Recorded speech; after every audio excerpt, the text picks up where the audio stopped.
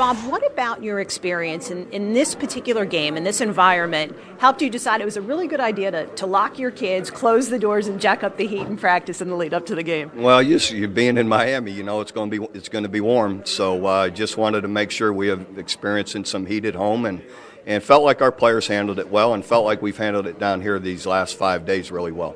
Lincoln Riley, obviously hugely impactful in turning your offense around. What do you think is his most notable stamp on this year's offense?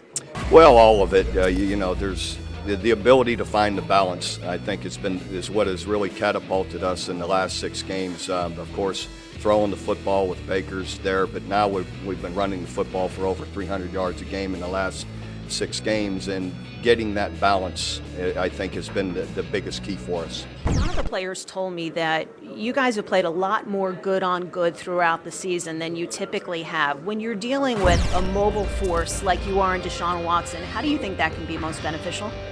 Well, we see Baker every day. Our guys have to try and contain Baker, and that's not an easy task. So by going good against good, we get some of that. Now, we don't get the designed quarterback run game, quarterback counter, quarterback power that you get. Now that's different, but we've had Trevor Knight really practicing, as a scout team guy here the last 5 days, and he's been really great at getting us ready. One specific matchup I want to address, and kind of looking through your schedule, I'm not sure that you've seen a tight end who's as much of a force, particularly in the red zone, as Jordan Leggett is. Can you talk about strategically what you need to do to really try to contain him? Yeah, he's really difficult.